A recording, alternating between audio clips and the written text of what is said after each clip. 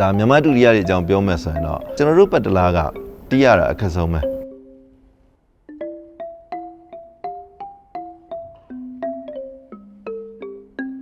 ဟုတ်ပတ်တလားကတော့ထီသုံးနှန်းသုံးပေါ့နော်အစောဆုံးတွေ့ရှိရတဲ့ဒူရီယာလို့လည်းပြောလို့ရတယ်ပတ်တလားမှာဆိုလို့ရှိရင်၃မျိုးလောက်ရှိတယ်ကြေးပတ်တလားဆိုတာရှိတယ်ပြီးရင်တန်ပတ်တလားရှိတယ်ပြီးရင်ဝါပတ်တလားပေါ့နော်ကျွန်တော်တို့အခုဝါပတ်တလားကတော့အခုနောက်ပိုင်းတွေမှာလည်းသုံးတာအများဆုံးပေါ့သုံးတာအများဆုံးဝါပတ်တလားကိုသုံးကြတယ်ပတ်တလားကိုကြတော့ကျွန်တော်တို့ကဓမ္မစေရီမင်းလက်ထက်လောက်မှာစပြီးတော့မှတွေ့ရတယ်ပေါ့နော်ပတ်တလားကိုအရွယ်စားဆိုရင်သူက24ရွက်ပါတယ်ပတ်တလားရွက်မှာလေဒါပြီးလို့ရှိရင်သူ့ရဲ့အောက်မှာပါတယ်ပတ်တလားအိမ်ရှိတယ်ပေါ့နော်အဲ့ဒီအိမ်ကကျတော့ရွက်လေပုံစံကိုသူကပုံသဏ္ဍာန်လုပ်ပြီးတော့မှလှုပ်ထားတာစောက်ထားတဲ့ဟာမျိုးပြီးတော့အဲ့ဒီရွက်လေပုံစံအိမ်ရဲ့အောက်မှာခံတဲ့ဟာလေးရှိတယ်သူ့ကိုကျတော့ပလင်ဆိုပြီးတော့မှကျွန်တော်တို့ကအဲ့လိုခေါ်ပေါ်သုံးနှုံးနဲ့နောက်ပိုင်းတုံးလာတဲ့ပတ်တလားတွေကို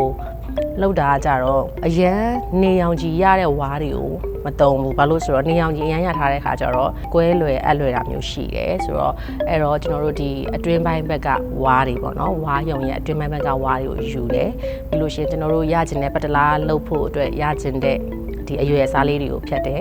ရှုံ့ဘွက်ထဲတွေကိုစိန်ရတယ်အဲ့တော့စိန်ပြီးတဲ့ခါကျတော့အသားတည်သွားအောင်ပေါ့နော်ဝါအသားတည်သွားအောင်ရှုံ့ဘွက်ထဲကိုစိန်ရတယ်အဲ့တော့နေ့ရှည်ရင်ရှည်တယ်လို့မျိုးပိုကောင်းတာပေါ့နော်အတန်အဲ့တော့စိန်ရတယ်ပြီးတဲ့ခါကျရင်ကြက်ခိုးတင်တယ်ကြက်ခိုးတင်ပြီးပြီဆိုတော့ပတ်တလားပြီးရင်ကျူနင်ထိုးအဲ့ဒီတန်စင်နေရအောင်ကျူနင်ထိုးပြီးလို့ရှိရင်တီးကြတယ်ပေါ့ဒီကြေးပတ်တလားတွေ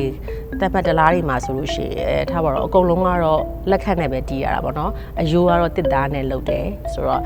တစ်သားနဲ့လုပ်ပြီးတော့မှ तू ကဒီထိတ်ကတီးရတဲ့ဘူးလေးကိုကြတော့ဒီကြီးတို့တန်တို့ကကြတော့မာတဲ့အတွက်လေတရေပေါ့နော်နွားတရေတို့လောက်တာရှိတယ်တရေတွေနဲ့ပတ်ပြီးတော့မှတီးတာအဲ့ဒါမှပဲဒီကြေးပတ်တလားကအတန်ထွက်တယ်ပေါ့ဝါးကြတော့အဲ့လိုမာတဲ့ဘူးလေးတွေလက်ခတ်နဲ့တီးလို့မရတော့ပဲနဲ့သူကအဝတ်စလေးတွေကိုချုပ်ရတယ်ချုပ်ပြီးတော့မှသူရကျင်တဲ့အတန်ထွက်ပြီးဆိုလို့ရှိရင်ဒါလက်ခတ်ကောင်တစ်ခုရပြီပေါ့နော်ဆိုတော့ကျွန်တော်တို့ပတ်တလားကကျွန်တော်လေးလာမိသလားတီးရတာအခက်ဆုံးပဲဒါမြန်မာတူရီယာတွေအကြောင်းပြောမယ်ဆိုရင်တော့ကျွန်တော်ကိုယ်တိုင်လည်းရန်နှဲတွေပဲမှုတ်တယ်တူရီယာမျိုးစုံကျွန်တော်လုပ်တယ်ပေါ့နော်ကျွန်တော်တို့တူရီယာတွေကဒီ similar ဖြစ်နေတဲ့တူရီယာတွေထဲမှာကျွန်တော်တို့တူရီယာတော်တော်တီးရခက်တယ်သဘောကတော့တီးရခက်ခြင်းဆိုတာပညာရဲ့အနေအမြင့်ကျယ်ပြန့်တာပေါ့နော်ကျယ်ပြန့်တယ်ကျွန်တော်တို့တူရီယာကိုချက်ချင်းနေချင်းညချင်းတင်ပြီးတော့ချက်ချင်းတီးလို့မရဘူးပတ်တလားကိုကောင်းကောင်းတီးမယ်ဆိုတော့ကျွန်တော်နှစ်ကြည့်ပြီးတော့တင်ရတယ်ပတ်တလားကကျတော့မွန်ဘာသာပေါ့နော်မွန်ဘာသာဆိုရဲစကားဘတ်တလားဆိုပြီးတော့မှရှိတယ်မွန်ဘာသာမှာပေါ့နော်ဘတ်တလားဆိုတာတစ်တာဆိုပြီးသူတို့ကမြန်မာဘာသာနဲ့အဓိပ္ပာယ်ရှိတယ်အဲ့ဒါကိုမှနောက်ပိုင်းကျတော့ပတ်တလားဆိုပြီးတော့မှဆင်းသက်လာတာပေါ့နော်